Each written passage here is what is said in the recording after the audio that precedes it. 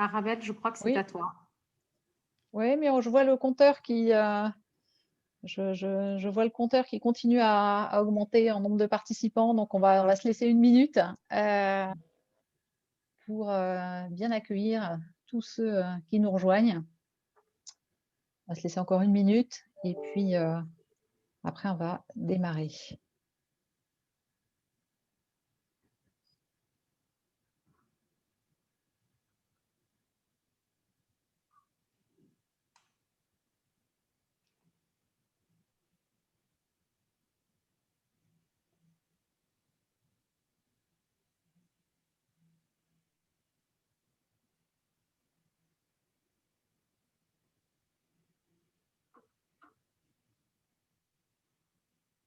Alors, je propose qu'on démarre.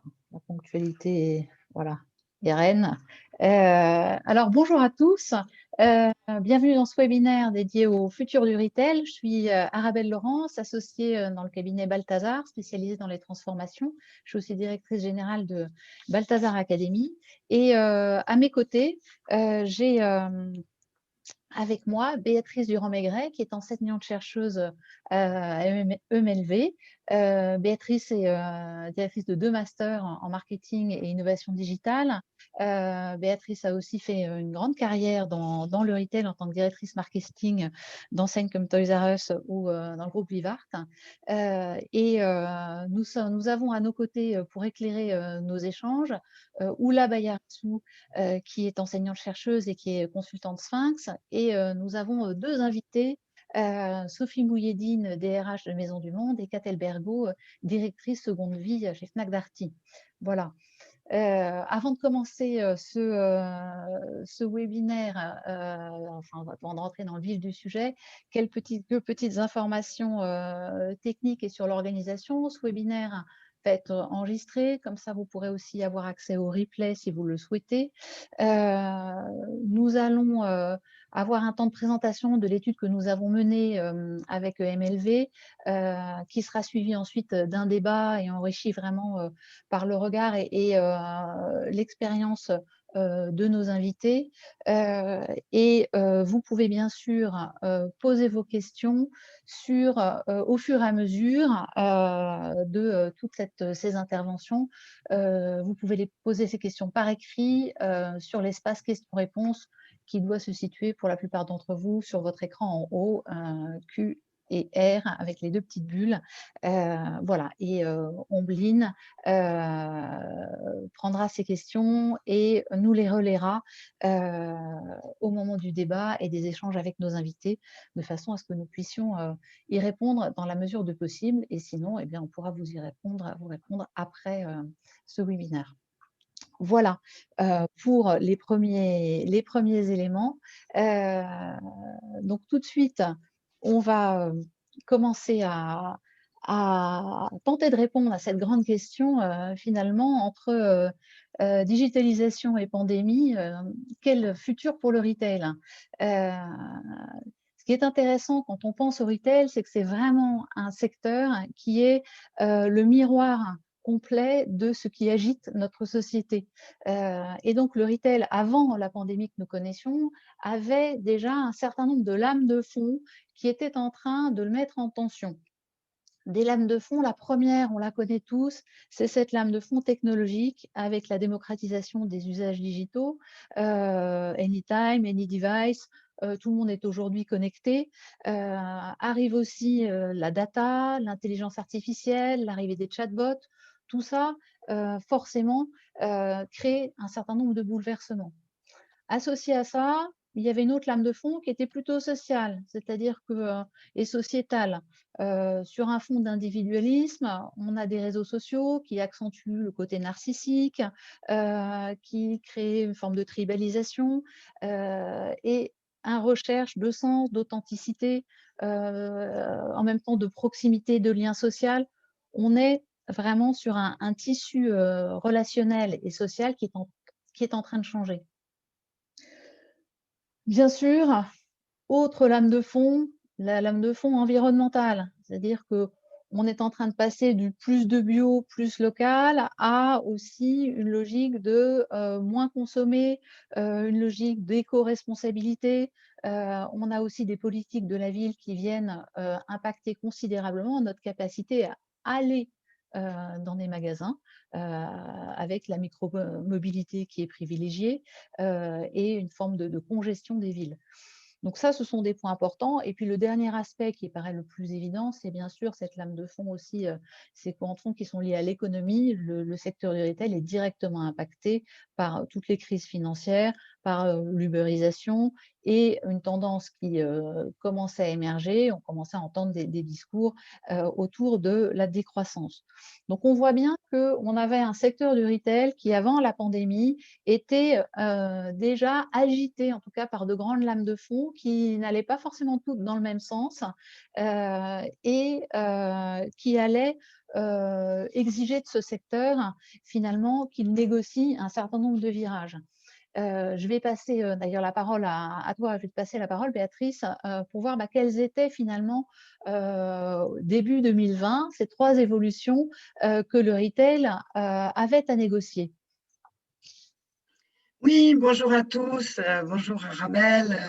Effectivement, l'impact de l'adoption du digital au travers de ces écosystèmes se traduit principalement par 3 phénomènes hein, dans le retail. Déjà, un parcours client digitalisé qui entraîne des points de vigilance pour les retailers. D'abord, tout le phénomène du web rooming qui impose d'être présent sur la toile pour capter les clients qui recherchent des informations, voire décident devant leur écran avant d'aller dans le point de vente physique.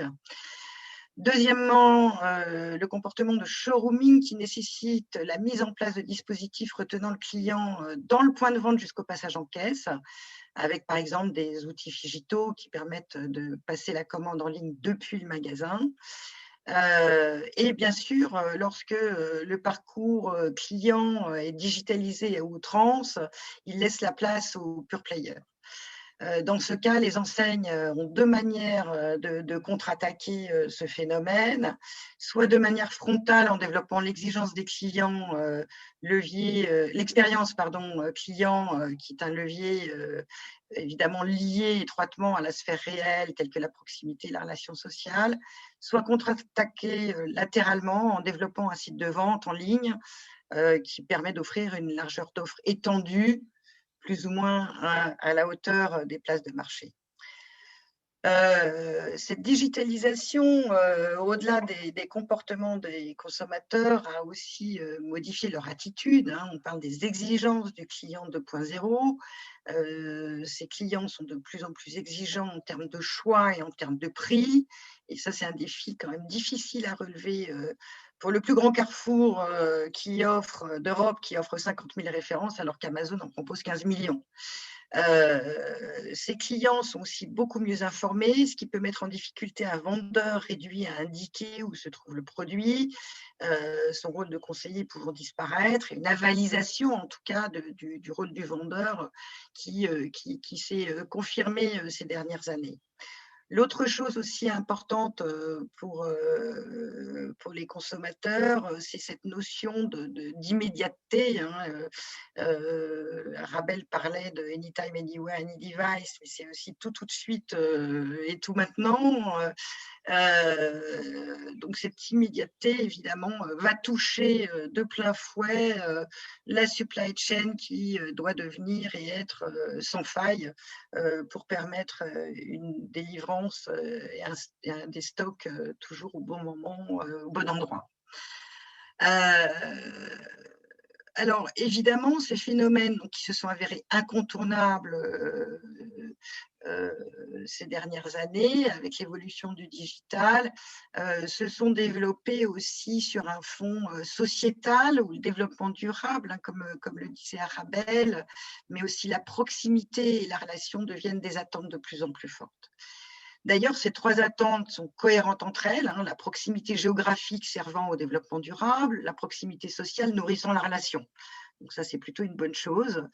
Le fait que les centres commerciaux soient de plus en plus boudés au profit des magasins en centre-ville, qui est un phénomène qu'on qu'on voit depuis une grosse dizaine d'années déjà, hein, obliger les enseignes à développer des concept stores plus petits, donc avec une offre plus resserrée, ce qui est un petit peu antinomique avec cette concurrence à contrecarrer des plateformes et des sites de vente en ligne offrant des offres très, très larges. Alors, finalement, par rapport à ça, ce qu'on peut voir, c'est qu'effectivement, le développement du retail traditionnel semble s'essouffler un petit peu ces 13 dernières années, hein, et semble atteindre son plafond de verre. Mais finalement, peut-être pas forcément complètement à cause de la vente en ligne, bourreau trop souvent et facilement désigné par le commerce traditionnel comme étant la source de tous ces malheurs.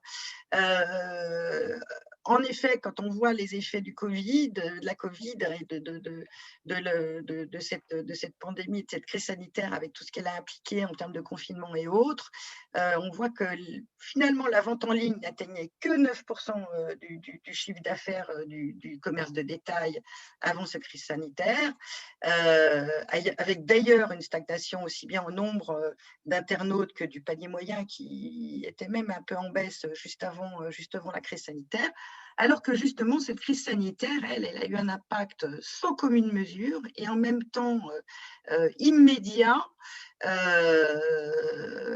sur le retail, hein, bien plus que finalement ces transformations impliquées par le digital qui ont permis quand même à chacun de prendre le temps de modifier sa stratégie, d'orienter sa stratégie et de revisiter les canaux à utiliser, hein. Donc, finalement, cette crise sanitaire, hein, avec 54 milliards d'euros de baisse, soit 10% de son chiffre d'affaires en 2020, on voit bien que ça a créé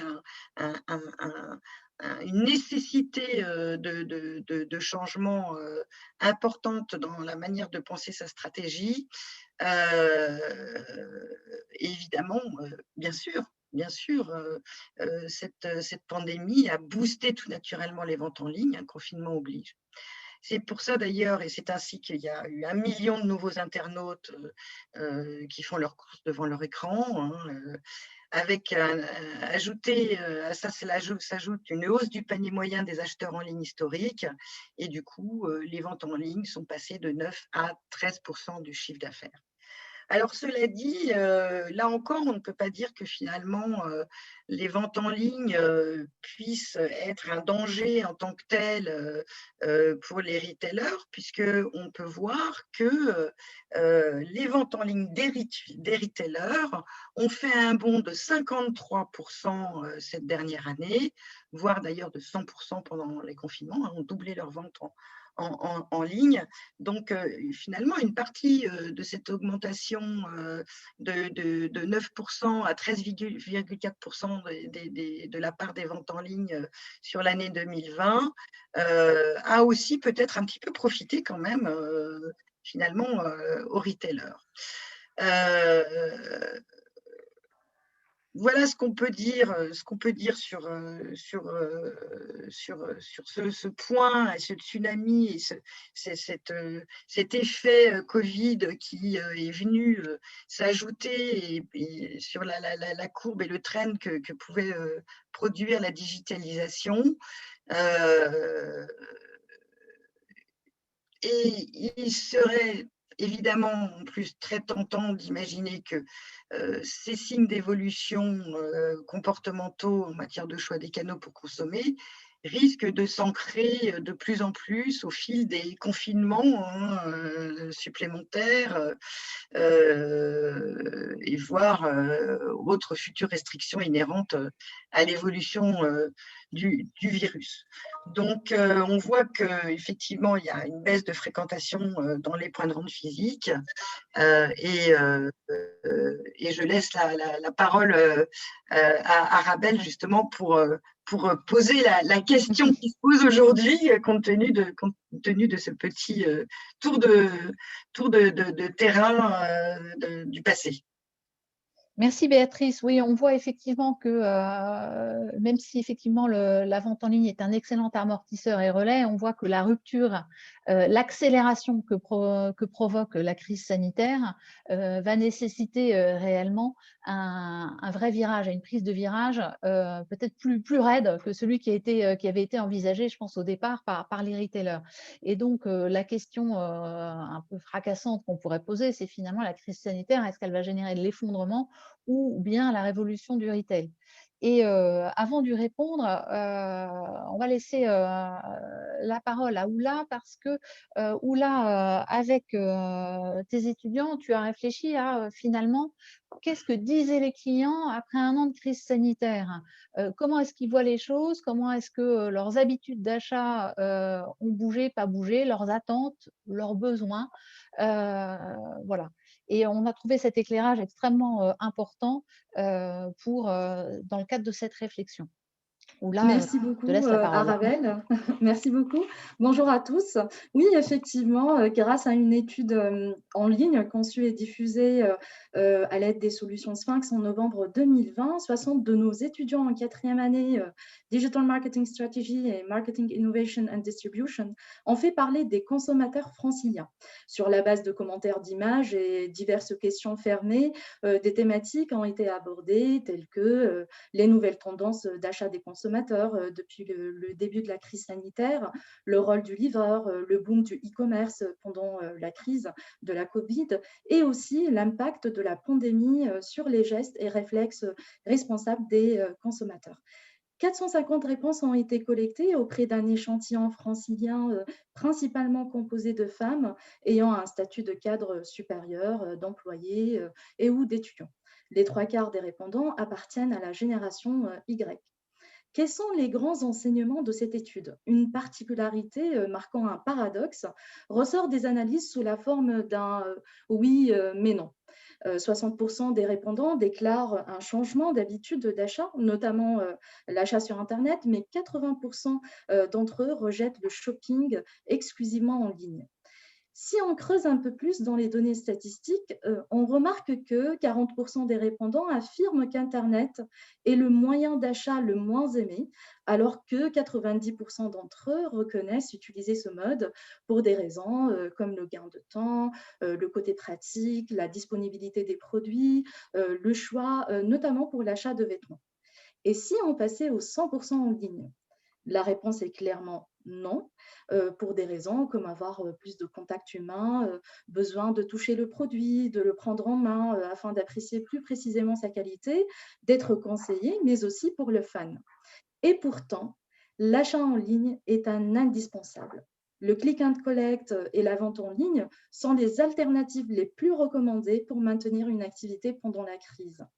And the winner is click and collect. La crise de la Covid-19 et les adaptations qu'elle a engendrées face à la fermeture des commerces ont contribué à transformer le rapport des Franciliens au commerce digital, les rendant plus ouverts à cette pratique. Les parcours omnicanaux, alliant digital et physique, ont été adoptés par les Franciliens parce qu'ils proposent des moyens comme le click and collect qui répond à des besoins comme par exemple la rapidité, la proximité, la disponibilité, la fiabilité, en maintenant le lien et le contact humain. Ce lien représente en effet un point fort de la livraison à domicile. Ce lien représente justement un point fort, puisque le rôle du livreur devient alors essentiel pour faire de la livraison un moment de plaisir. On observe que le client, en changeant ses habitudes d'achat, transforme le dernier de cordée jusqu'alors impersonnel et anonyme en un personnage de la mythologie urbaine en l'investissant d'une fonction d'enchantement à l'image du Père Noël. Il devient donc l'acteur de la relation client et le médiateur entre le retailer et le client, inaugurant ce que certains qualifient de figital, la combinaison du monde physique du vélo, par exemple, pour certains, et le monde du digital, du smartphone. Au-delà de ce rôle et des modes d'achat, qu'est-ce qui change du côté des clients? Alors, les préoccupations environnementales prennent de plus en plus de place dans les critères d'achat. Plus local et plus durable, les consommateurs franciliens achètent les produits plus verts et soutiennent les commerces de proximité. Toutefois, le coût carbone du e-commerce est aujourd'hui un vrai dilemme. En effet, on observe une grande disparité des réponses quant à l'appréciation de l'impact du e-commerce sur l'environnement, traduisant une certaine immaturité collective à propos de ce sujet. Cet éparpillement doit mener à poser des pistes de réflexion concernant le secteur du retail, comme proposer une meilleure information concernant l'empreinte carbone qu'engendrent les différents modes de livraison, par exemple. Alors pour conclure, le client d'aujourd'hui est très exigeant, mais il n'est pas prêt à accepter la frustration. On veut tout ce qu'on pouvait avoir hier, mais en mieux. Plus local, plus bio, plus proche, moins cher et disponible quand on veut. Ce comportement adolescent ne laisse pas d'autre choix aux retailers que d'être clairs quant à leurs engagements et promesses et de fournir plus d'efforts et de pédagogie et de transparence. Merci Oula pour cette synthèse de cette belle étude et qui vient montrer à quel point, surtout je pense sur cette conclusion, à quel point on a un retail qui est face à des clients qui sont devenus hyper exigeants et qui vont demander voilà, au retail de trouver beaucoup de ressources pour se réinventer et faire face à cette exigence. On voit bien qu'aujourd'hui, le retail a 4 grands défis. Le premier d'entre eux, c'est le défi de la relation client. Hein. Comment est-ce qu'on garde une proximité relationnelle dans un monde omnicanal et un monde distanciel? Voilà. Comment est-ce qu'on peut maîtriser une relation omnicanale qui, pour partie, est l'œuvre d'un chatbot, après d'un livreur, au milieu possiblement de quelqu'un en magasin? Voilà. Ce sont de vrais sujets et on voit là qu'il va falloir repenser cette relation client et cette façon de l'avoir et d'en prendre soin. Quand on dit ça, on voit bien aussi que toujours dans ces logiques de proximité, distance, besoin d'être rassuré, le rôle du magasin va aussi, lui, être un nouveau défi. Si je me déplace peu, que c'est plus aussi simple qu'avant, si je peux tout acheter en ligne, est-ce que finalement le magasin reste bien un point de vente? Voilà. Est-ce qu'il a encore une raison d'être? Et si oui, c'est laquelle? Voilà. Comment en plus est-ce qu'on va vendre alors qu'il n'y a plus de chalands dans la rue? Qu'est-ce qui va faire qu'un lieu est attractif pour un client ou un client potentiel? Autant de sujets qui sont vraiment aujourd'hui complètement sur la table. Vous voyez, on est en train déjà de toucher à 2 moteurs très importants du retail, hein. On se dit qu'il faut réinventer la relation client, on se dit qu'il faut réinventer, repositionner le rôle du magasin. Et quand on pense à ça aussi, eh bien, on va aussi toucher à ce qu'on appelle la supply chain, c'est finalement où est-ce qu'on positionne les stocks, hein, parce que dans ce besoin de proximité et d'immédiateté, on a bien vu qu'un des risques d'un retail mondialisé, c'était des ruptures d'approvisionnement. J'ai besoin de pouvoir avoir les choses proches pour pouvoir être livré vite, pour pouvoir y accéder vite. Où est-ce qu'on les stocke? Comment est-ce qu'on les met à disposition? Voilà. Quel est le processus entre la commande et la prise en main par le client? Est-ce que c'est le click and collect? Est-ce que c'est sa version plus rurale qui serait le drive? Voilà. Et comment est-ce que je maîtrise l'ensemble de cette chaîne de valeur et l'ensemble de ces intermédiaires? Je touche à la supply, je touche à la relation client, je touche au rôle du magasin. Ben, il ne faut pas se mentir, on est en train vraiment de se dire qu'on est en train de toucher au business model même du retail. Et ça veut dire qu'il va falloir réfléchir énormément aux investissements techniques, humains et financiers qu'il va falloir faire. Et réfléchir, vu l'immensité des investissements à faire, c'est aussi de se prendre le risque de se dire lesquels, sur quoi je vais concentrer mon énergie pour répondre aux nouvelles exigences. Voilà. Et si je pense à un nouveau business model, si je dois penser des choses qui sont ancrées dans une forme de durabilité par rapport à l'environnement, peut-être aussi qu'il va falloir que je réinvente mon modèle de calcul de la valeur, mon modèle de calcul de la rentabilité. Voilà. Donc on voit que finalement les défis aujourd'hui sont extrêmement importants et il ne s'agit pas que de les poser comme ça en tant que tels, c'est-à-dire qu'il va falloir très rapidement que les retailers, et ils sont d'ailleurs en train de le faire, se saisissent de ces sujets et fassent des choix très structurants pour les années à venir. Donc, Béatrice, en tant que, en plus, ancienne actrice même du secteur, voilà, comment est-ce que dans le futur, le retail va s'en sortir? Qu'est-ce que, voilà, vous pensez qu'il va être extrêmement clé de savoir-faire? Alors oui, effectivement, Arabelle, hein, cette crise sanitaire donc, plonge résolument le retail dans un nouveau paradigme hein, qui est celui de l'omnicanalité. L'accumulation des confinements et autres couvre-feux ne peut qu'ancrer les tendances présentées dans l'étude que Ola vient de vous présenter, va nécessiter de revisiter sa stratégie. Alors, cette crise, elle a propulsé des achats en ligne qui étaient des achats en ligne par convenance vers des achats en ligne par obligation. Et parallèlement, la sensibilité à l'environnement continue de croître. Paradoxalement aussi, la proximité est une notion de plus en plus prégnante dans les attentes des consommateurs. Ainsi, les retailers doivent désormais s'attacher à orchestrer un triangle d'or, celui de l'omnicanalité que je vous soumets et vous propose aujourd'hui, en associant donc le digital, hein, le web, l'environnement et cette proximité. Cette orchestration de ces trois composantes qui nous paraît essentielle représente à la fois des défis pour le retail, mais aussi des opportunités. Alors, concernant l'environnement, sortir du retail gaspillage est un vrai défi, d'autant plus que des sites de revente de produits entre consommateurs permettent de développer un marché qui peut échapper aux enseignes.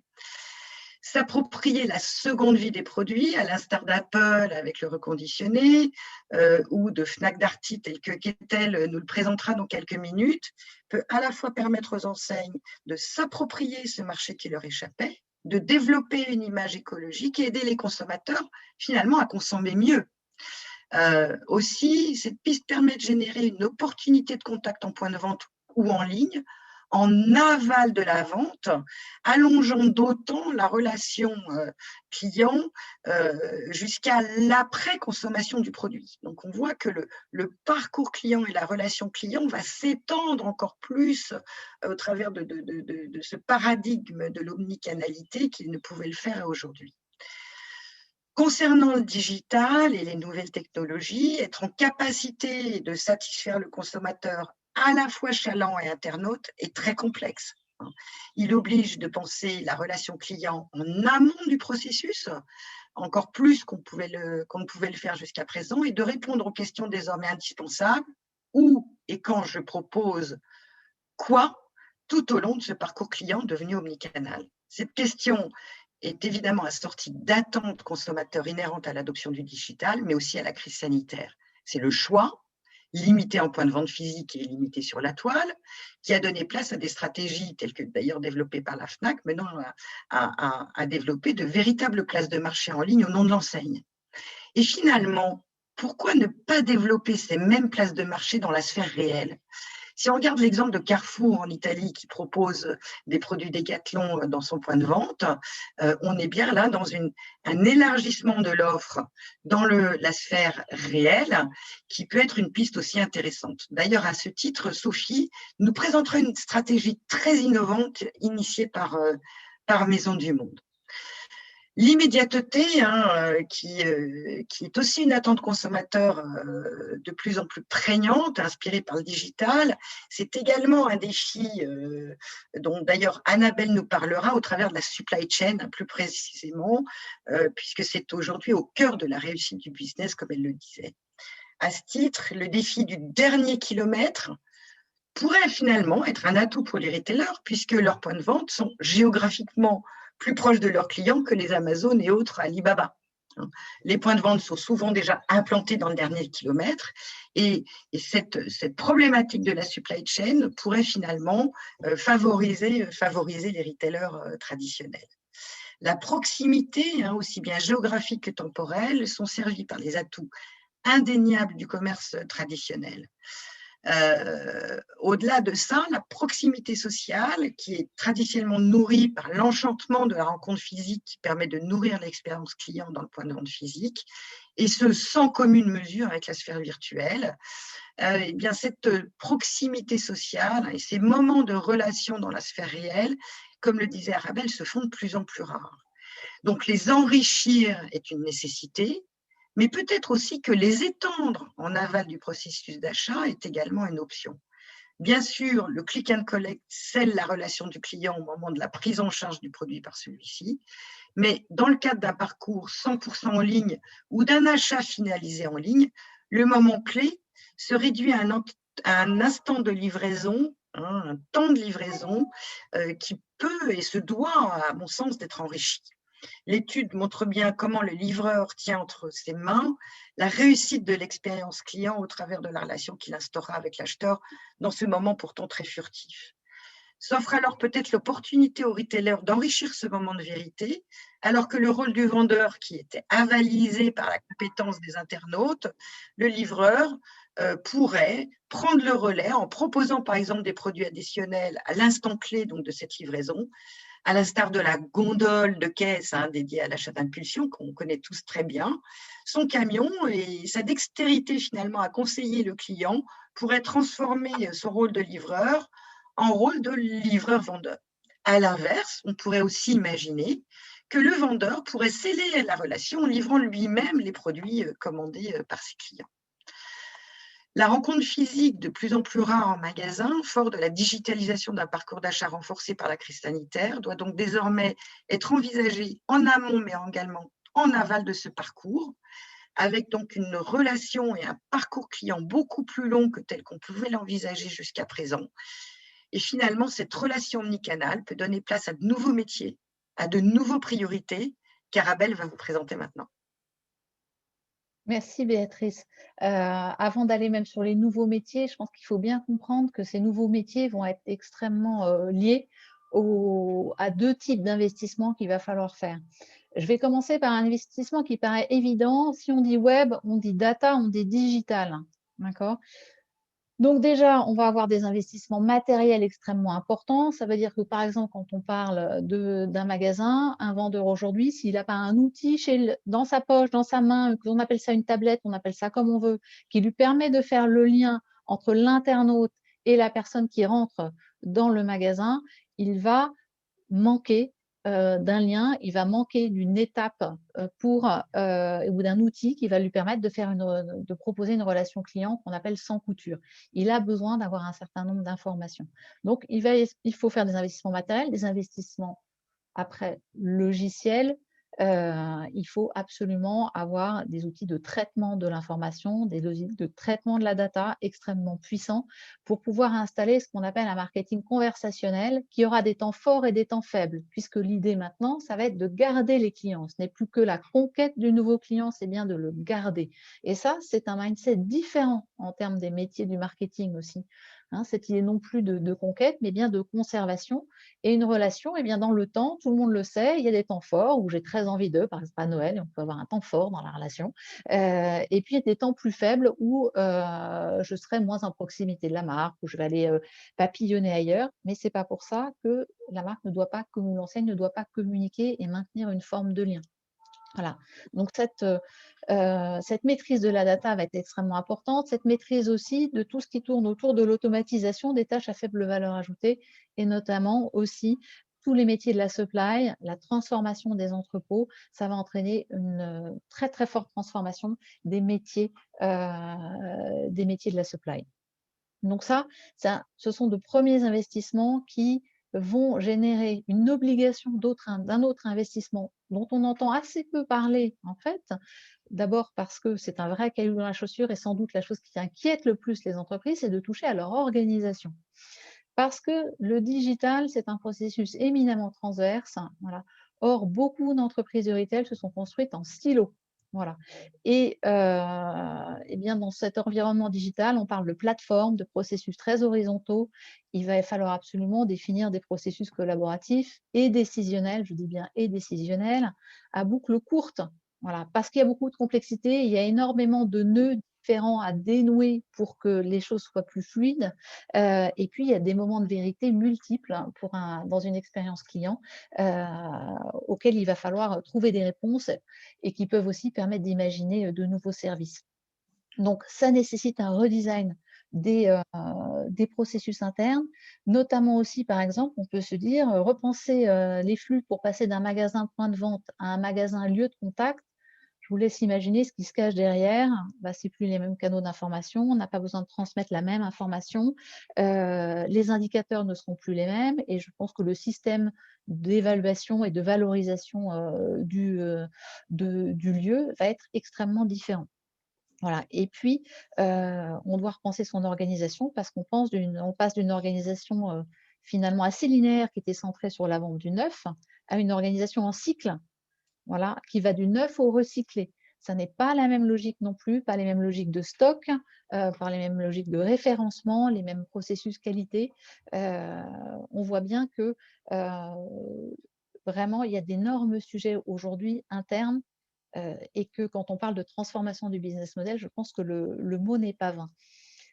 À partir du moment où je me suis dit que je digitalisais, que j'organisais différemment, que je voulais installer des processus collaboratifs, eh bien, il va falloir s'occuper des compétences. Alors, bien sûr, compétences déjà de tout le monde. D'abord, alors je fais un petit zoom sur la France, hein, nous sommes dans un pays, nous ne sommes pas éduqués au collaboratif, hein, à l'école, y compris à l'université, nous sommes dans des processus très individualistes, c'est plutôt du travailler seul. Même si des écoles comme MLV font d'énormes efforts pour du travail transverse. Mais on est aujourd'hui peu équipé pour ça. En plus, on est un pays culturellement jacobin et donc on aime bien quand c'est vertical. Voilà, bon, bah, pas de chance, le digital, c'est très horizontal, donc il va falloir effectivement former au collaboratif, former au digital, et je dis bien former tout le monde au digital, du dirigeant jusqu'au livreur. Vous ne pouvez pas avoir des gens qui restent à côté de la plaque sur ce sujet. C'est extrêmement important. Et on voit bien que là, le sujet devient très, très vaste parce qu'aujourd'hui, on se disait le digital, c'est l'équipe e-commerce, hein, et puis peut-être le digital marketing, et puis voilà, ça va suffire d'avoir ces gens-là qui sont… Non, il faut absolument voir beaucoup plus grand et de façon beaucoup plus ambitieuse. Un autre point qui va être profondément à retravailler, c'est effectivement tout ce qui tourne autour des métiers de la vente, qui vont finalement devenir les métiers de la relation client et qui vont se transversaliser. Voilà. Ça ne sera plus le fait, on ne parlera plus du vendeur en magasin. On voit bien que finalement, le rôle de ce vendeur va peut-être revenir d'ailleurs légitimement là où il était peut-être au départ, sur cette force de conseil, voilà, et d'accompagnement à un moment de la réflexion, pas forcément de l'achat, à un moment de la réflexion du client. Et donc forcément, il va falloir le valoriser, le reconnaître différemment, mais aussi lui proposer des compétences différentes et lui faire développer différemment ses compétences.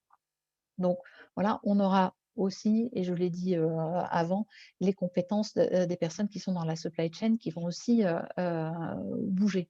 Donc, on a là des investissements extrêmement importants en formation qui ne pourront vraiment s'enraciner que si les transformations d'organisation sont faites. Et on voit que ça va venir challenger y compris non seulement les parcours de mobilité de carrière, mais aussi les plans de succession qui pouvaient avoir été imaginés, parce qu'on peut tout à fait penser que les dirigeants des entreprises de retail de demain ne sont pas ceux d'aujourd'hui. Voilà.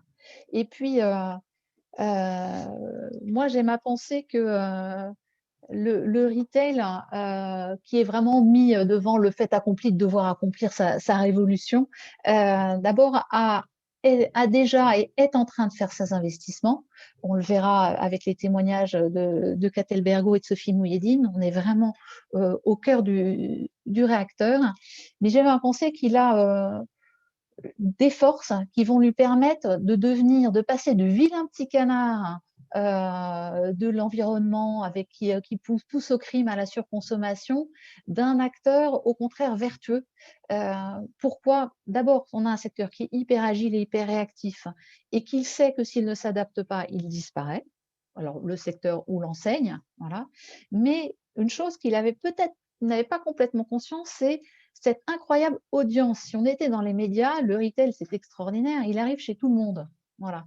Donc, il a un levier d'action extrêmement grand public.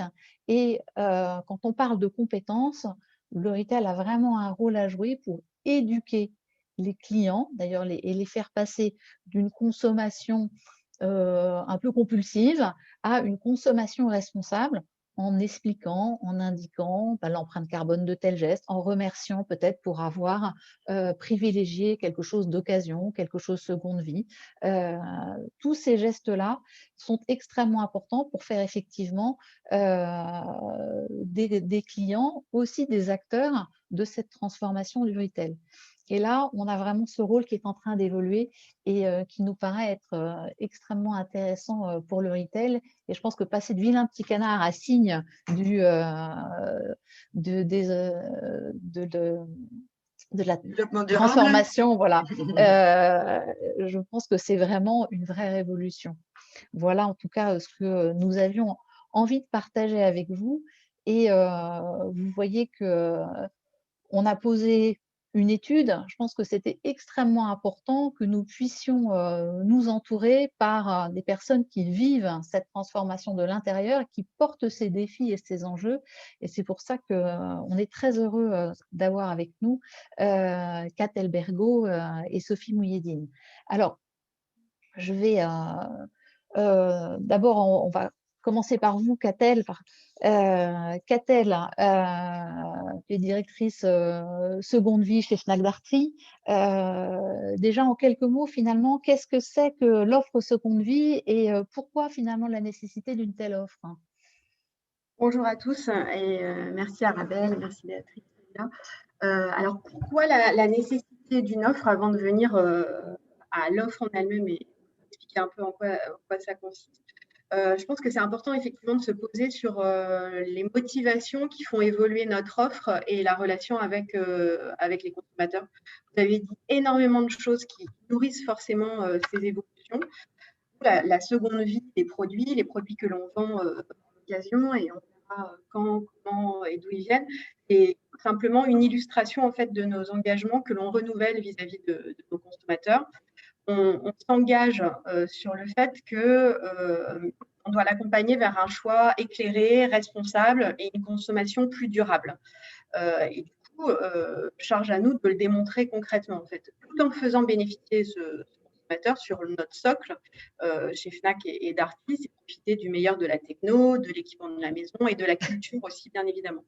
Donc, du coup, on met le conseil, la durabilité et les services au cœur de notre nouveau plan stratégique Everyday qui drive nos investissements et nos priorités.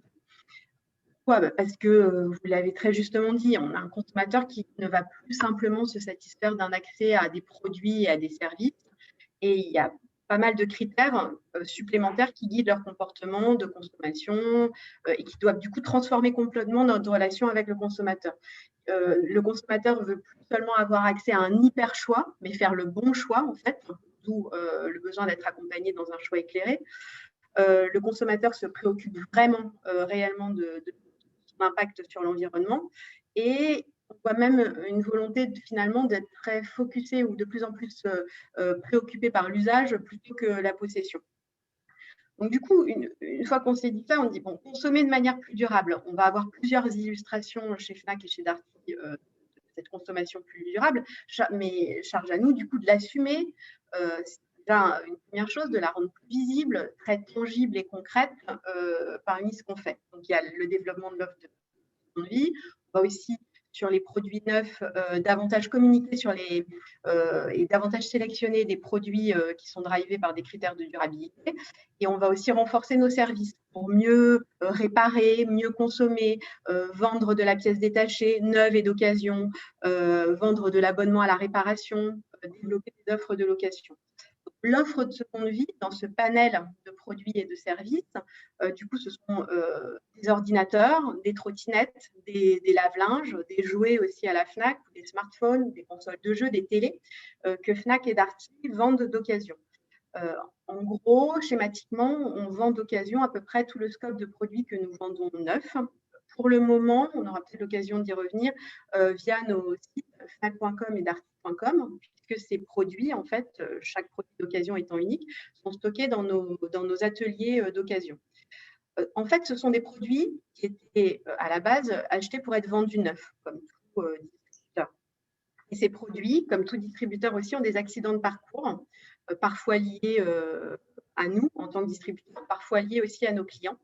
Vous avez beaucoup évoqué le poids du online, les critères de choix du online sur certaines lignes de produits, en évoquant la mode, par exemple, à juste titre en fait. Mais du coup, effectivement, les clients achètent beaucoup online. L'impact collatéral d'acheter online, c'est qu'on se sent encore plus libre de renvoyer son produit sous les 15 jours, même si on l'a utilisé, déballé, ouvert. Et c'est le cas sur nos lignes de ces produits que l'on vend d'occasion sont par exemple issus des retours en fait de nos clients. Ils sont aussi issus de produits qui ont subi des accidents de parcours dont je parlais lors des transports ou lors des livraisons, des produits d'excellente facture mais qui peuvent être légèrement abîmés ou sur lesquels on va juste avoir une pièce à réparer et qui vont expliquer qu'on devra les revendre d'occasion. Du coup, on a organisé en fait pour cette offre des ateliers d'occasion partout en France. Ce sont nos techniciens en fait qui vérifient ces produits d'occasion, qui les reconditionnent, qui les testent, qui les réparent. Donc chaque produit là devient unique, contrairement au fait d'acheter un produit et d'avoir une profondeur de stock de 1000 pièces. Non, là il s'agit en fait de les vérifier, d'y porter un soin particulier à chacun d'entre eux. Ils sont vendus sous les marques Partie Occasion et Fnac Seconde Vie sur nos sites internet.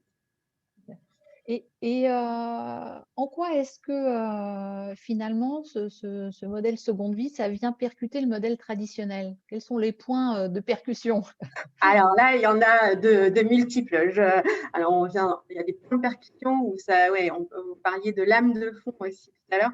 Ça change énormément de choses. Et d'un autre côté, les points de percussion sont là et d'un autre côté, cette offre d'occasion, comme vous l'avez compris, elle est basée sur nos assets. C'est très naturel. On a ces produits à disposition et à portée de main. Il s'agit juste d'assumer en fait, de les vendre, de les expliquer, de les livrer, de les réparer.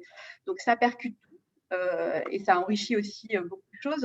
C'est-à-dire qu'en termes de logistique et a fortiori de nouveaux métiers dont on est en train de parler, ça suscite beaucoup de temps de réparation, de certification, de tests, de reconditionnement. Donc, là, du coup, c'est là où on percute un modèle du neuf et de l'occasion. Ça complexifie aussi la mise à disponibilité du produit, la visibilité sur le web, parce que d'un produit qui existe neuf, il s'agit aussi d'expliquer qu'il y a des variantes en fait, de ces produits neufs. Ça a des impacts UX sur nos sites internet pour finalement rendre visibles ces produits et les rendre totalement, bien évidemment, compatibles avec le neuf. C'est juste une petite supplémentaire que l'on peut dénicher à moindre prix en fait en occasion, tout en étant de très bonne qualité. Donc il y a des enjeux et des complexités en fait de mise à disposition sur le web. En termes financiers aussi, vous en parliez Arabelle tout à l'heure, le renouvellement des business models et comment on doit finalement retravailler, comment on mesure en fait notre valeur. C'est très challenging aussi pour les équipes finances, puisque du coup, on doit créer de nouveaux indicateurs de mesure de valeur en fait, en revalorisant ces produits. Et avec les marques, en fait, au fur et à mesure, on enrichit aussi la relation avec nos partenaires fournisseurs, puisque finalement, on peut aller plus loin dans la relation en proposant aussi de réparer certains produits qui semblaient être en panne à la mise en service, de les réparer simplement et de les revendre d'occasion rapidement sans avoir à les leur confier à nouveau. Et les marques aussi s'orientent vers de nouveaux modes de vente, en fait, en l'occurrence en testant tout ce qui est try and buy sur du produit technique que l'on vend online, sur des produits un peu techno. Mais du coup, il s'agit toujours de se poser la question, OK, mais les produits qui reviennent, et on les essaye et on ne les achète pas finalement, qu'est-ce qu'on en fait? Là, on a la transparence de dire, OK, on va confier ces produits-là à Fnac et Darty, on va les revaloriser, les certifier, les réparer. Donc là, on ajoute un peu valeur ajoutée supplémentaire à notre relation avec les marques. Puis, voilà, c'est à la fois très intégré, on bosse de façon très transversale, et en même temps, ça vient changer des modes de fonctionnement très installés. En fait, ça vient enrichir des modes de fonctionnement, complexifier des modes de fonctionnement installés sur le neuf en ayant cette variante occasion.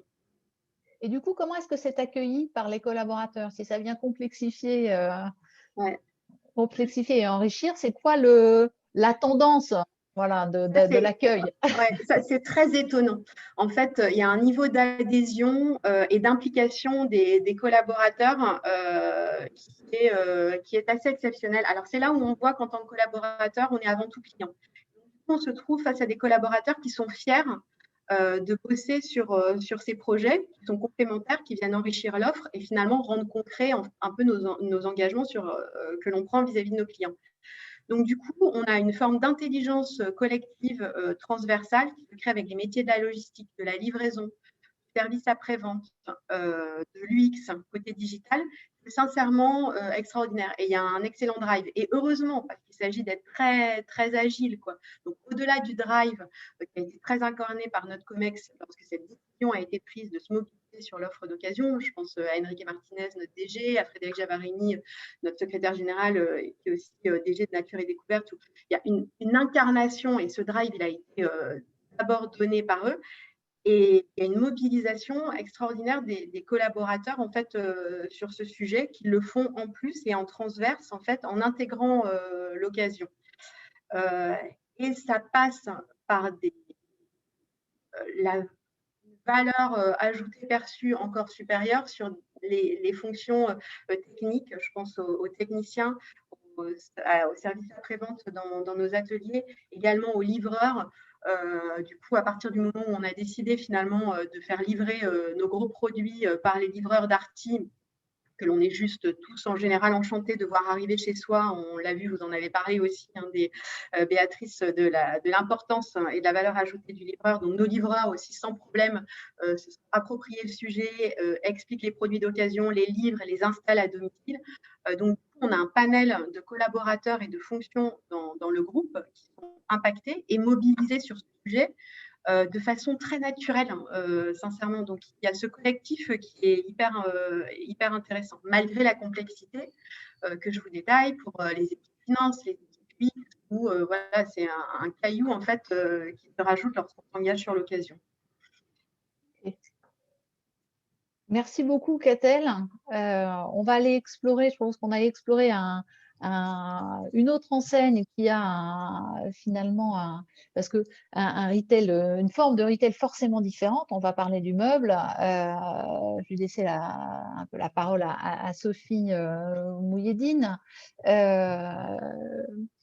Parce que ce qui est intéressant, c'est que là où, par exemple, quand on parle e-commerce, etc., on s'attend à ce que quand même Fnac Darty soit là, parce que c'est bête, hein, vous vendez des ordis chez Fnac Darty. Donc, du coup, on se dit qu'il faut être bon en tech.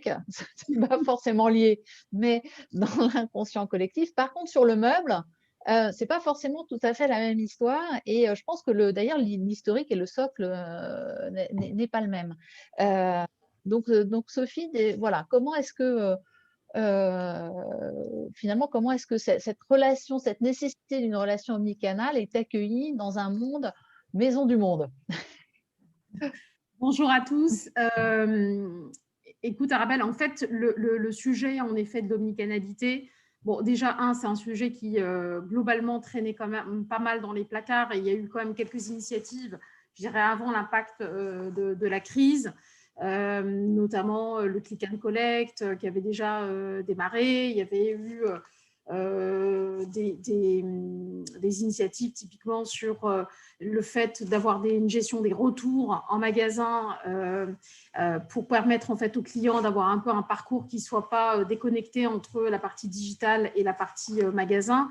Pour autant, il y avait quand même deux existences ou deux réalités assez parallèles quand même dans l'organisation, c'est-à-dire que tu avais quand même globalement le digital d'un côté et le retail de l'autre, et ça venait se parler quand il y avait ce type d'initiative, mais ce n'était pas du tout vu en fait comme un parcours client sans couture, et en effet, comme le disait Béatrice, un parcours client du coup qui se rallonge et auquel on vient apporter une solution et où le magasin est un des vecteurs d'apport de solutions. Donc, il n'y avait pas du tout cette vision globale. Le deuxième élément, c'est qu'en effet, la crise, elle est venue percuter de plein fouet, je dirais, ces sujets qui étaient un peu dans le placard et en tout cas les accélérer, être un catalyseur absolument formidable. Pour nous, la notion d'omnicanalité, ou en tout cas l'évolution du rôle du magasin, c'est une formidable opportunité, en fait.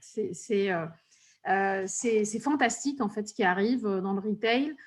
Parce que je trouve que les retailers, en tout cas pour les meilleurs d'entre eux, avaient d'ores et déjà compris que cette notion d'entertaining, le fait de faire vivre en fait quelque chose en magasin, la notion d'éducation était importante en fait dans le niveau de service qu'on rend au client, mais c'était très centré sur le produit. Et puis cette notion d'excellence en fait de service. Encore une fois, pour les meilleurs d'entre eux, ils avaient déjà pas mal bossé sur le sujet. Et je trouve que ce qui vient, le truc en plus, c'est véritablement cette logique d'omnicanalité, cette digitalisation finalement de la relation client et où le magasin a un rôle fondamental. Et en fait, là où en effet ça s'opposait de temps en temps, ces deux visions, finalement ça devient une opportunité et surtout une opportunité, je trouve, pour les collaborateurs. En plus d'être une opportunité pour les clients, parce que ça ouvre des perspectives et ça vient nourrir finalement les fonctions de façon assez formidable. Et alors, comment c'est pris ? C'est pris avec le click and collect, l'accélération du click and collect pendant la phase de crise, ça a été pris comme une opportunité parce qu'ils y ont vu aussi le fait de maintenir, une activité au magasin, donc clairement. Deux, le fait de quand même générer, entre guillemets, du chiffre d'affaires et donc des primes, clairement pour eux. Et puis, comme une innovation, en tout cas un service rendu aux clients qui était un point un peu basique ou faisant partie des fondamentaux, surtout quand tu as tout ton parc de magasins qui ferme. En tout cas, une large partie du parc de magasins. Donc là, nous, clairement, sur cette troisième vague, on a 84 magasins qui sont fermés sur le territoire français. Et donc, on a, sur une partie d'entre eux, donc pas les centres commerciaux, mais le reste, en effet, continue à faire vivre cette offre de click and collect. Donc oui, l'impact sur les métiers est importante et le point de vue, en tout cas, des équipes, c'est un point de vue en même temps, donc comme quand on est sur du click and collect, c'est assez simple et donc plutôt comme une opportunité. Dès qu'on est sur des sujets qui sont plus structurants, qui touchent plus à la centralité même du métier, il y a besoin d'un accompagnement gigantesque, mais vraiment, je pèse mes mots parce que, alors peut-être que nous, on n'avait pas fait, je dirais, le point de base.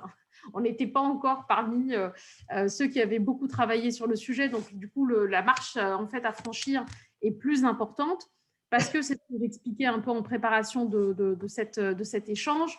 On est une enseigne de décoration et d'ameublement. Et en fait, l'enjeu prioritaire sur le plan opérationnel, c'était de faire en sorte que les produits soient en rayon. Et dès que les produits étaient en rayon, en effet, ça se vendait. Donc, c'était ça, en fait, le cœur du modèle, je dirais, opérationnel. Et en effet, on voit bien que, il y a des attentes clients qui sont en constante évolution et en constante exigence. Et donc, en effet, que ce soit sur d'où vient le bois, toute la traçabilité, je dirais, du produit, ou encore, je dirais, sur le fait d'avoir de rassurer en fait le client sur en effet est-ce que Béatrice posait la question en préparant un peu ce webinaire, mais est-ce que en effet les solutions de montage sont disponibles, des questions en fait diverses et variées, et donc un niveau d'exigence aussi sur le niveau de réponse et de conseils en fait à apporter. Qui est bien loin de c'est joli, ça peut être sympa dans mon salon. En effet, on voit que ça se complexifie. Sur les conditions de retour, nous avons lancé notre marketplace en novembre dernier, une marketplace donc avec des nouveaux vendeurs, de nouvelles marques. Et on voit bien que là, en effet, nos vendeurs sont d'un côté enthousiastes et de l'autre un peu inquiets, en tout cas avec un vrai besoin d'accompagnement sur finalement j'étais assez sûre de vendre des produits Maison du Monde, même fière de vendre des produits Maison du Monde, et là finalement il y a d'autres marques qu'il faut que je représente, dont il faut que je sois l'ambassadeur, et en plus avec des conditions de livraison qui sont différentes de celles que nous opérons. La traçabilité, en effet, est-ce qu'on garantit le même niveau, je dirais, de traçabilité produit, la même exigence RSE que nous avons sur nos propres produits Maison du Monde? Et donc, il y a tout un tas de champs de questions, de réponses à apporter pour finalement, pour que le client ait ce parcours sans couture. Et si j'achète un canapé Bobo Chic sur le site Maison du Monde, et ben en fait, je dois pouvoir avoir en magasin un niveau de service qui est tout à fait équivalent au niveau de service que j'avais quand j'achetais un canapé Maison du Monde. Et donc, du coup, il y a une exigence en fait beaucoup plus forte, je dirais, dans les rôles et dans les métiers. Le deuxième élément, c'est que dans l'organisation du travail, il y a également énormément de changements et qui impactent ces métiers-là. Le premier élément, c'est que là où, allez, on va dire, nos équipes passaient un temps important, allez, on va dire 50% du temps à mettre en rayon en fait des produits. Finalement, nous, il faut qu'on trouve les moyens et les leviers, notamment en termes, donc on est tout sur un projet de lean management, donc on a investi en fait sur une mission autour de ce sujet pour finalement étudier la façon de leur faire gagner du temps en fait sur ce temps de remplissage de rayons, pour le faire gagner et pour le mettre à disposition en tout cas de ce temps de conseil et de service auprès de nos clients. Voilà, donc impact sur le métier en lui-même de vendeur et puis impact sur l'organisation du travail autour pour lui permettre d'être centré sur cette activité. Et comment est-ce qu'aujourd'hui, je vais prendre les métiers de la vente, hein, ce vendeur qui se retrouve avec une marketplace d'un côté avec des produits qu'il ne connaît pas, mais que le client a l'air de vachement bien connaître. Et comment il vit tout ça et comment, voilà, ils en sont où? C'est quoi le baromètre? Voilà, j'adhère, j'en ai envie, j'en ai très peur, on en est où? Comme à chaque fois, ce qui est sûr, c'est que ça fait partie, je trouve que le retail vit justement un moment formidable parce que ça fait partie de ces moments qui représentent des ruptures et donc des transformations. Et donc forcément, il y a un temps d'accompagnement et d'explication du sens. En fait, il faut raconter l'histoire. Et c'est vrai que jusqu'à présent, on était arrivé avec ces initiatives les unes après les autres et sans forcément expliquer ce qu'on avait envie d'exprimer en termes d'expérience au global pour le client. Et donc, du coup, il y a eu, surtout avec la phase de fermeture de magasins qu'on a vécue en 2020 et qu'on continue à vivre, qui n'est pas simple en fait pour engager les équipes autour de ce type de projet qui est extrêmement structurant. En fait, les équipes nous ont remonté justement des craintes alors qu'on a des équipes absolument engagées et extrêmement enthousiastes par nature parce qu'elles adorent l'enseigne, elles adorent l'univers dans lequel elles travaillent, donc ça c'est super. Mais du coup, ces initiatives étaient arrivées un peu de façon morcelée et on n'avait pas expliqué finalement le sens de ce qu'on était en train de faire, pourquoi on était en train de faire, qu'est-ce qui est en train de se jouer finalement dans la relation client et dans l'évolution du retail et dans l'évolution de leur métier. Et comment finalement ces initiatives, elles viennent être des éléments de preuve ou des éléments concrètes pour venir expliquer tout ça. Donc oui, un peu en tout cas d'inquiétude.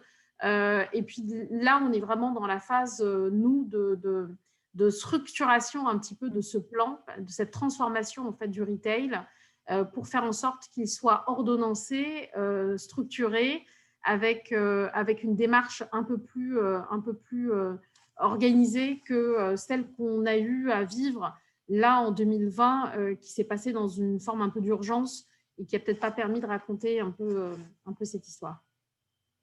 Ok, donc on va recoudre les pièces du puzzle pour montrer qu'en fait ça tient la route, parce que ça tient la route, mais une année qui a permis d'expérimenter peut-être un peu brutalement, mais un certain nombre de modalités. Directement, oui, et encore une fois avec des équipes qui ont réagi parfaitement et qui ont été au rendez-vous, mais qui en effet avaient besoin maintenant qu'on prenne un peu de recul et qu'on leur explique en fait ce qu'on a envie de faire et quel est le projet dans lequel elles vont s'inscrire. D'accord. Donc, un gros management du changement qui arrive. Voilà. Absolument. Et puis, un gros investissement formation qui arrive avec une école de formation qu'on va totalement refondre et vraiment justement qui va suivre un peu le parcours client. Et là aussi, je t'entendais parler tout à l'heure de système d'évaluation et de système de rémunération. Pareil, tout ça est en train d'être totalement revu pour être parfaitement aligné justement d'abord sur la refonte des rôles et responsabilités, parce que la filière métier en tant que telle est en train d'évoluer et donc il y a des métiers qu'on va mieux valoriser finalement dans la filière métier pour la mettre en adéquation par rapport à ses priorités clients. Le deuxième élément, c'est en effet les systèmes d'évaluation, mais surtout les systèmes de rémunération variable qui vont du coup se centrer sur ces éléments-là pour accélérer en fait le changement et accélérer, je dirais, l'appropriation des équipes. D'accord. Bah, du coup, ça m'amène tout droit à une question que j'ai à poser à toi, Sophie, mais aussi à Catel, parce que toutes les deux, vous avez parlé des métiers. Et finalement, quels sont ces métiers auxquels on ne pensait peut-être plus et qui sont en train d'un coup d'être revalorisés, voire même de générer un certain enthousiasme, parce que pour les échanges que j'ai eus avec l'une ou avec l'autre, c'est ce que j'ai retenu. Voilà, je sais pas, Sophie Catel, la première qui prend la parole sur ces métiers que. Ouais. Ouais, Bah, Sophie. Oui, pour poursuivre, après je passe comme ça la parole à Catel. En fait, les métiers, vous l'avez dit, c'est ce rôle de vendeur qui va être totalement, je trouve, revalorisé parce que dans ce magasin un peu serviciel, c'est plus que de la polyvalence en fait. C'est une polyvalence d'expertise puisque finalement, c'est pas je fais un peu tout, c'est je suis capable de répondre à un éventail de questions avec un niveau d'expertise suffisant et nécessaire. Donc, ce métier-là, clairement, est à valoriser. Et puis, le métier aussi de ce qu'on appelle chez nous des visuels, mais en fait, qui sont des personnes en fait, qui reçoivent la marchandise le matin et qui ensuite la dispatchent et la met en rayon. En fait, dans toute la gestion, justement, de la seconde vie du produit, et de la gestion des retours en magasin, en fait, vont avoir un rôle qui va aussi être un rôle à plus forte valeur ajoutée, parce qu'il y aura une notion de tri. Et du coup, ce n'est pas uniquement je reçois une marchandise et je la mets en rayon, c'est aussi je sais apprécier la qualité de cette marchandise et notamment celle qui est en retour, et je sais quelle est celle que je peux remettre à la vente dans mon magasin, quelle est celle que j'envoie en réparation au sein de nos services de réparation qui sont basés à Saint-Martin-de-Crau, et puis quels sont ceux qu'on peut donner à une association, par exemple, ou quels sont ceux qui, malheureusement, sont totalement, je dirais, à détruire et à remettre dans un circuit de recyclage. Donc, en effet, c'est aussi des rôles qui vont être importants dans cette gestion un peu du cycle de vie du produit jusqu'au bout. Et côté seconde vie, alors? En complément des compétences qui sont clés, que pointe Sophie, je suis complètement en phase, je souhaiterais mettre l'accent sur les compétences techniques, en fait, de métiers cœur chez Darty et Fnac, et qui ont trait à la réparation des produits, en fait. Donc là, on parle vraiment des techniciens, des réparateurs, dont on a besoin partout en France, en fait, dans nos ateliers.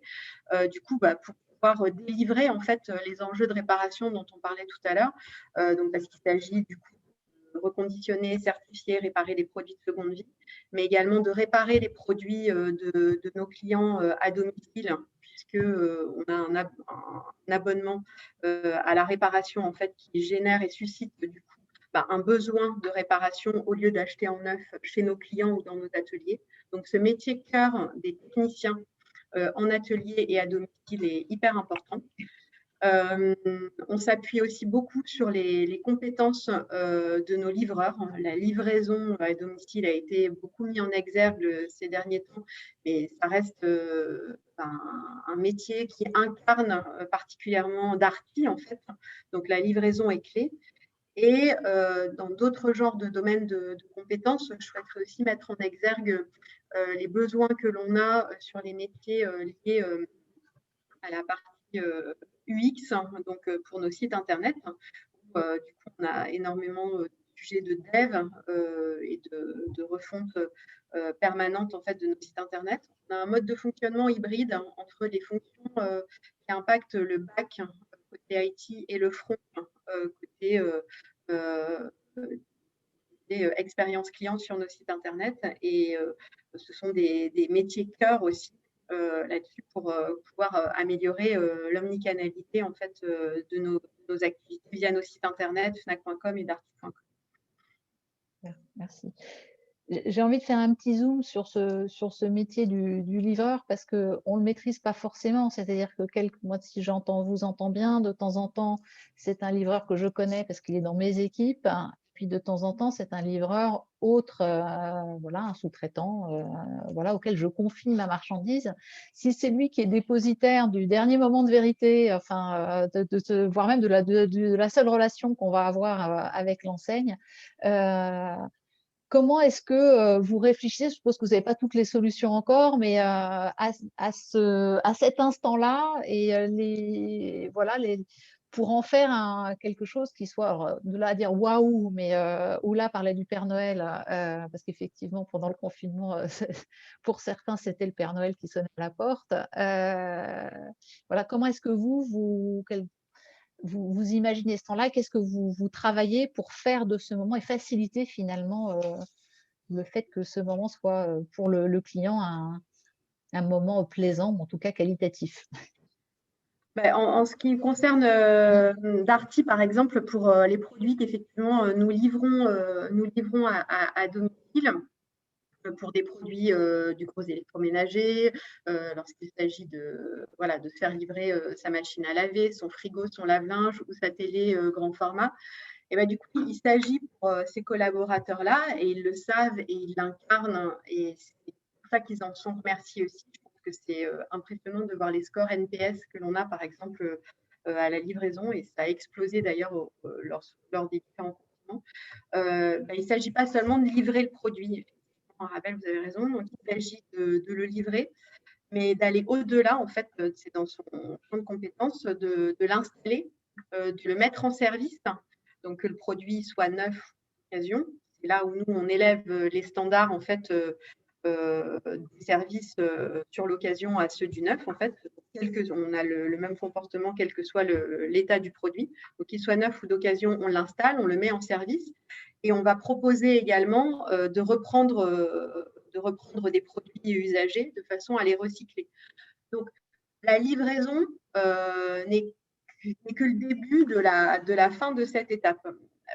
Alors qu'à contrario, je pense que la pire des expériences, c'est effectivement de se faire déposer son produit en pied d'immeuble sans avoir eu la moindre relation avec le livreur, et alors sans avoir bénéficié de tout ce cycle dont je viens de parler. Donc ça, c'est pour les produits pour lesquels on a la chance d'avoir une relation entre le client et le livreur, puisque ce sont des plus gros produits. Et du coup, on doit, sur les produits sur lesquels justement pour les produits de seconde vie sur lesquels il n'y a pas de livraison directe par un de nos livreurs, du coup, il s'agit là pour le coup d'inventer aussi la relation de bout en bout, puisqu'on ne se contente pas de livrer un produit neuf, classique, etc. Du coup, vous parliez tout à l'heure de la fidélisation, de la rétention. Là, on doit beaucoup travailler le post-achat en termes de marketing, de façon à avoir une petite pépite supplémentaire dans la relation, quelqu'un qui a souhaité acheter un produit un peu unique d'occasion et favoriser l'économie circulaire tout en bénéficiant de prix réduits, de le remercier, d'expliquer ce qu'on a fait, en quoi ça a été traité de façon unique dans nos ateliers et par les techniciens dont on parlait tout à l'heure, quand on n'a pas la chance justement d'avoir cette relation personnalisée. C'est intéressant parce que c'est vraiment là ce que vous décrivez, c'est aussi des codes que d'habitude on a dans le luxe. Dans le luxe, qui a encore une relation à l'artisanat. En général, on sait quel artisan a touché le produit. Voilà. Et c'est intéressant de penser que finalement, dans seconde vie, on va retricoter des fils qui normalement étaient utilisés un peu dans d'autres univers, mais finalement, avec la notion de tous ces métiers qu'on revalorise, de la technique, ou qui sont plus des métiers aussi manuels, on retrouve aussi ce lien avec l'artisan. Donc, c'est je trouve ça intéressant. Voilà. Là, Oui. Oui, Oui, Béatrice? on est complètement là dans cette notion de proximité sociale qui, au-delà de bien connaître son client, qui est quand même quelque chose qu'on essaye tous de faire depuis pas mal d'années déjà, hein, grâce à la data, qui est aussi finalement de jouer la personnalisation au miroir, c'est-à-dire effectivement, c'est Robert, technicien spécialisé en écran télé, qui s'est occupé de votre produit et qui veut savoir si vous en êtes content. Et on se retrouve finalement à une réhumanisation du provider qui se contentait en général de n'être qu'une enseigne avec les bons produits au bon prix. Hein, un petit peu, ça fait quand même une centaine d'années qu'on réagit comme ça, ou bientôt en tout cas une centaine d'années. Et de jouer cette humanisation et cette personnalisation en miroir, je trouve que c'est un élément vraiment important dans ce travail de proximité sociale que l'on essaye que l'on se doit aujourd'hui justement avec le renfort du digital obligé, en tout cas dans les circonstances qu'on vit actuellement, en espérant que ça ne durera pas, mais qui laisseront des traces de toute façon, d'apporter cette proximité sociale, voire proximité psychologique, hein, quelque part, du côté du provider et pas seulement du client. Et je trouve que là, il y a une piste extrêmement intéressante qu'on retrouve là dans la démarche de Darty et de la FNAC, qui est vraiment essentielle. En ce qui concerne la démarche de Maison du Monde, j'avais aussi un petit rapport d'étonnement à faire finalement, parce que on parlait tout à l'heure de ces plateformes de vente gigantesques, intouchables, dont on a tous peur en tant que retailer classique. Et je trouve que effectivement la démarche qui a été de faire comme eux et de faire en ligne des marketplaces, que Sophie transforme complètement en marketplace finalement dans le point de vente, c'est-à-dire comment je vais vendre des produits que je ne peux pas montrer, que je n'ai pas dans le point de vente. Mais là aussi, finalement, c'est l'être humain qui va prendre toute son importance, encore une fois le provider, hein, qui va prendre toute son importance, d'où les efforts de formation dont Sophie parlait, essentiels évidemment pour y arriver, et qui va justement aussi apporter une humanisation du digital finalement. Et je trouve que, sans répondre déjà à une question qui a été posée sur le chat, mais que finalement, effectivement, quid du point de vente, quel va être son rôle? En tout cas, ce qui est clair dans les témoignages que Sophie et Catel apportent aujourd'hui, c'est en tout cas le rôle du vendeur, mais aussi du back-office, hein, au sein des enseignes, devient essentiel, et vous l'utilisez comme un levier indispensable aux mutations que vous êtes obligé de mener. Et ça, je trouve que c'est quelque chose, on va encore plus loin que tout ce qu'on pouvait imaginer, ce que tous les consommateurs ont pu imaginer dans l'étude que l'on vous a présentée. Et je trouve que vous représentez des exemples extraordinaires par rapport à cette transformation finalement du monde réel face au monde virtuel au travers de l'humain. Et voilà, je tenais à marquer cet élément que je ressens en écho au travers des deux stratégies présentées à l'instant. Et je pense que là, on parle beaucoup d'intelligence artificielle, etc., qui sont indispensables et qu'on va de plus en plus utiliser. Mais vous compensez déjà cette intelligence artificielle par l'intelligence humaine, le cerveau humain, avec toute son émotion, hein, toute son affection, tout cet affectif, hein, qui est placé entre le cognitif et le conatif, hein, finalement, dans la démarche du consommateur, qui est un point essentiel et qui était probablement effectivement un peu oublié, je pense, ces dernières années. En tout cas, Béatrice, ce que tu viens d'exprimer répond en partie à une interrogation qu'on avait d'un de nos participants qui était inquiet sur le fait que peut-être que le déséquilibre induit là par le Covid avec une bascule vers le e-commerce, il avait peur qu'il y ait un déséquilibre de la balance digitale et que ça transforme vraiment les magasins uniquement en zone de stock ou de préparation de produits et que voilà, le Covid finalement aille trop vite et tue finalement ces magasins physiques. J'ai l'impression que sans avoir forcément toutes les réponses là, on a en tout cas des stratégies et des propositions qui montrent que le retail est relativement optimiste, serein, mais non, parce que de toute façon, ce n'est pas la nature du retail que d'être serein, c'est un monde plutôt agité, puisqu'il est en miroir d'une autre, il ne peut pas être calme, mais avec des solutions et en tout cas des pistes de travail qui sont extrêmement pragmatiques et qui s'attachent à la sphère réelle, et pas à la sphère virtuelle. Tout à fait, dans le réel et très ajusté du coup à leur histoire, leur niveau de maturité actuel et en intelligence du prochain pas à faire qui a du sens. Seconde vie, derrière, il y a quand même de contrat confiance, il y a des choses comme ça qui sont voilà, c'est pas rien, donc c'est extrêmement cohérent. Sur le meuble, la marketplace, à la fois toujours proposer plus de choix, finalement, ça a toujours été le modèle, donc on continue à en proposer et en même temps, on va bouger un certain nombre de choses, mais on ne se renie pas, on reste bien sur son ADN initial et je trouve que c'est intéressant de voir aussi que ces stratégies, le pragmatisme, il est aussi là-dessus. Voilà. Tout à fait. Bon. Oui, puis c'est vrai que je trouve que c'est un débat, c'est un peu le vieux serpent de mer et c'est un débat qu'on a eu depuis des dizaines d'années, de savoir si le digital allait arriver finalement à tuer le retail ou en tout cas, est-ce que ce n'était pas un accélérateur? Alors, c'est sûr, pour un modèle retail qui ne bouge pas, qui ne change pas, qui offre rien de plus, en effet, il se sacrifie, mais de façon intrinsèque. Au-delà de cette notion de digital.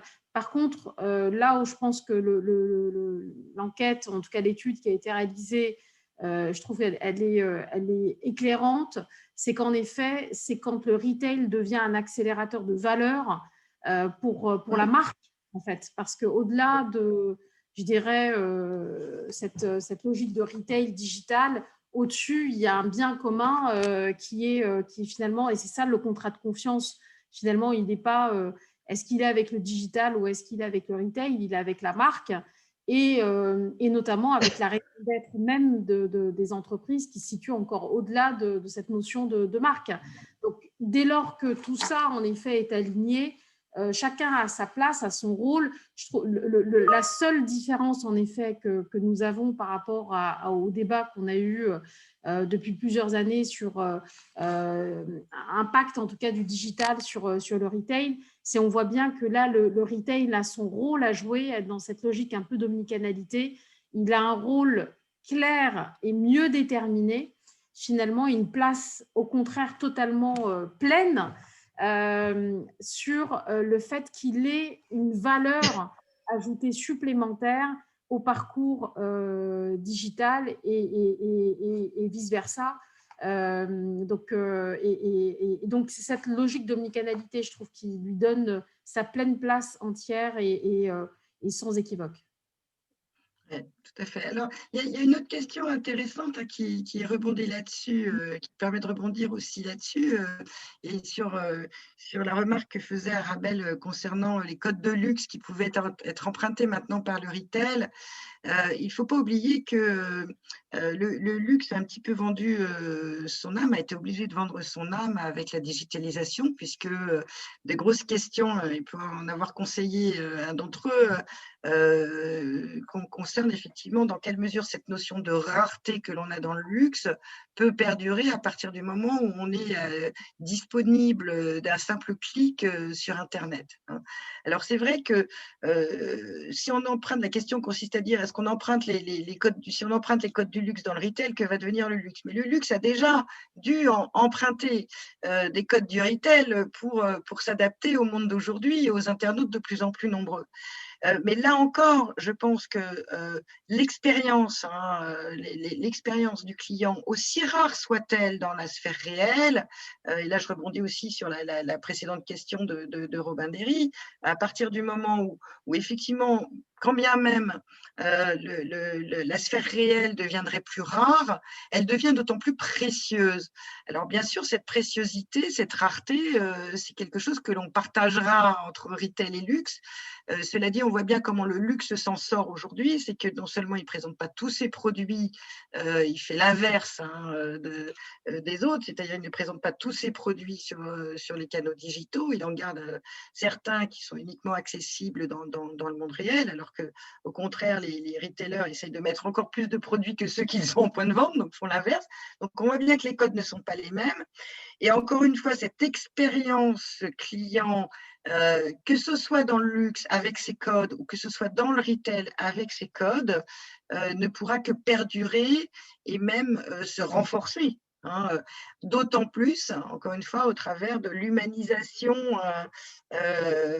qui semble être une tendance, en tout cas, dont Catel et Sophie sont les témoins vivantes aujourd'hui. Voilà. Ouais, moi, j'avais une question à vous poser aussi à toutes les deux. On a parlé à un moment donné dans l'étude de finalement ce rôle de cette tribune qui est offerte au retail, du fait qu'il est grand public, d'être finalement un pédagogue de masse sur les nécessaires changements qu'on doit individuellement faire dans notre façon de consommer, dans le regard qu'on a sur toutes ces choses-là. Et sans répondre dans l'absolu à tout, vous, vous vous dites, tiens, moi, au regard de mon marché et de mon business, la chose sur laquelle il faudrait qu'on se concentre, si j'avais une chose à faire en termes de pédagogie, peut-être une frustration sur laquelle il faudrait qu'on fasse cheminer nos clients, ce serait laquelle? Et sur laquelle vous vous sentiriez légitime en tant qu'enseigne, voilà. Ce serait laquelle? C'est la question à 100 balles qui n'a pas été préparée. Donc, vous avez le droit de réfléchir. Non, mais je pense que l'éducation, elle va être beaucoup sur cette notion de durabilité et cette notion en fait d'environnement, parce qu'encore une fois, elle touche tellement en fait à la raison d'être même dorénavant des entreprises que le client va y être de plus en plus sensible. Alors encore une fois, ça ne veut pas dire des prix plus chers, hein. C'est toujours un peu le concept toujours plus, mais en effet, donc c'est ce que je suis totalement d'accord avec ce que Béatrice vient de dire. Les moments sont rares, mais ils sont plus précieux. Et donc, chaque passage finalement en magasin est une opportunité, bien sûr, d'acheter. Donc ça, c'est la base du commerce. Et puis, c'est aussi une opportunité je dirais, de découvrir, de s'enrichir, de s'inspirer. Donc ça, c'est notre métier, je dirais, sur les sujets de décoration et d'ameublement. Et puis, il y a le petit plus. Il y a le pourquoi, en fait, qu'est-ce qui fait qu'il y a le supplément d'âme. Et ce petit plus, je pense que c'est aussi de pouvoir éduquer sur, en effet, tant sur les sujets de traçabilité produits que sur le fait d'avoir développé en tout cas une conscience de consommateur plus citoyen, plus durable, et donc qui a conscience qu'en achetant une table, un canapé, je ne sais pas, une chaise ou un produit de décoration, ben, par son geste, en tout cas, il participe à un grand cycle. Alors, évidemment, tout ça avec beaucoup d'humilité, hein, parce que toutes les filières ne sont pas trouvées et tout n'est pas avec zéro CO2. Hein, donc, ça, c'est pas possible. Mais en tout cas, en faisant chacun un pas, en fait, on contribue à un grand tout qui est positif. Et donc, je pense que la notion d'éducation, elle se fait, en tout cas pour nous, en tout cas, c'est un point, je dirais, qu'on se donne comme un objectif commun à l'ensemble des collaborateurs de Maisons du Monde. Okay. Et côté Darty et Fnac, on a un enjeu. J'aimerais être en mesure de convaincre nos clients sur notre capacité à l'accompagner sur les envies contradictoires qu'il a en termes de circularisation de l'économie, c'est-à-dire qu'il a envie à la fois de rendre compte et qu'on le convainque de notre capacité à l'aider à réparer ses produits, à l'aider à entretenir ses produits aussi, puisque on a des stats où on a environ la moitié des produits qui sont changés ou remplacés uniquement parce qu'ils ont été mal entretenus. Donc, on soit là en accompagnant du quotidien pour tout ça, en étant aussi un lieu de découverte et de construction de curiosité sur la culture, sur la tech, sur la nouveauté, pour l'accompagner aussi. Et c'est là où je parle d'injonction contradictoire que l'on a en permanence en tant que client, en tant que consommateur, mais aussi en tant que distributeur. Et du coup, qu'il soit convaincu qu'on est là pour l'accompagner sur toutes ces étapes en fait, de la vie du produit ou de découverte du produit. La réparation, le recyclage des produits, où il y a une grosse conviction, la capacité à acheter d'occasion, tout en ayant envie de se faire plaisir sur d'autres typologies de produits. Et du coup, on agrège ces envies souvent contradictoires. En fait. Gros chantier. Voilà. Peut-être que d'autres personnes ont des questions à poser, soit en ouvrant leur micro, pas forcément au travers du chat.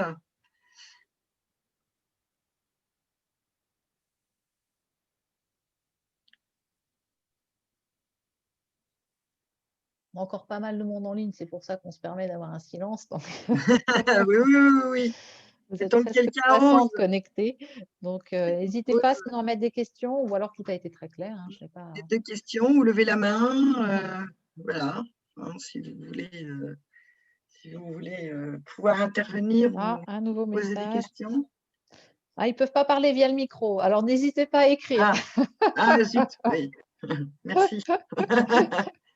Petit détail technique qui m'a échappé. Je crois d'ailleurs que ma caméra ne fonctionne plus. J'en suis désolée. On a une très belle photo, Béatrice, tout va bien. Bon, d'accord.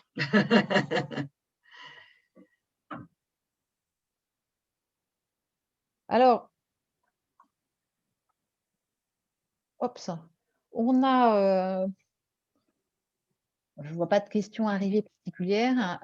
En tout cas, l'intégralité de ce webinaire pourra être retrouvée en live. Alors, sur notre blog, aussi via EMLV.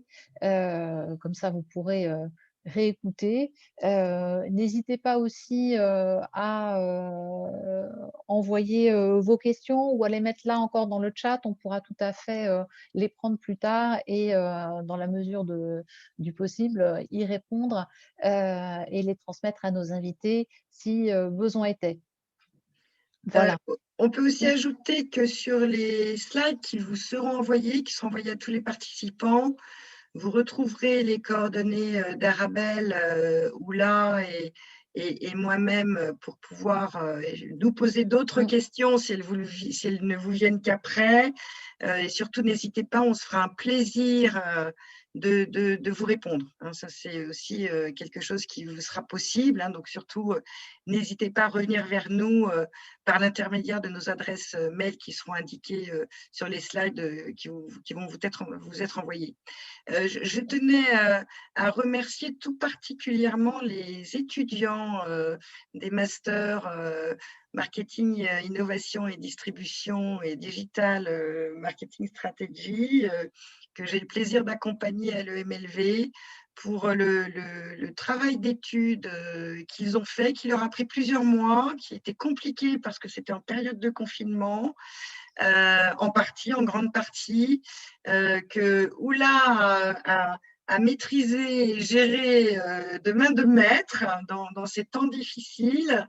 Mais je tenais à ce que un salut particulier soit fait à ces jeunes qui se posent des questions sur leur avenir, mais j'ai envie de dire aussi l'avenir qu'ils doivent se créer eux-mêmes. Hein. C'est un petit peu à eux de prendre le relais et de construire leur avenir que l'on vivra, j'espère, le plus longtemps possible. Mais voilà, l'avenir est entre leurs mains. on voit que Catel et Sophie le prennent très en main aujourd'hui avec des visions extraordinaires pour le futur proche. Et voilà, je pense que les jeunes, il y en a peut-être d'autres parmi nos auditeurs qui sont là aujourd'hui. Voilà, on ce challenge de l'avenir dans ces périodes perturbées, soit de notre fête, soit d'impondérables. Il y en aura d'autres de fêtes et d'impondérables. Et de prendre en main justement et de définir un bel avenir de notre société, du retail en particulier, bien sûr, puisque c'est le sujet d'aujourd'hui, mais pas seulement. Voilà. Bon, bah, écoutez, merci à tous, merci effectivement aux étudiants, merci Oula, merci Béatrice, merci Catel et Sophie d'avoir pris ce temps avec nous dans vos agendas complexes et compliqués dans ce quasi troisième confinement qui forcément pour le retail est toujours quand même un petit sujet. Voilà, sur la table. Donc, votre présence était encore plus signifiante par rapport à ça. Donc, merci beaucoup. On a des remerciements dans la conversation de la part des participants et aussi des encouragements pour les étudiants. Voilà. Parfait. On ne voit pas forcément tout ça. Voilà. Merci à tous. Une excellente fin de journée. Vous recevrez, pour ceux qui se sont inscrits, vous recevrez le lien pour vers le replay du webinaire et le support qui a été présenté. Voilà. Merci à tous. À très bientôt. Au revoir. Au revoir, merci. Au revoir.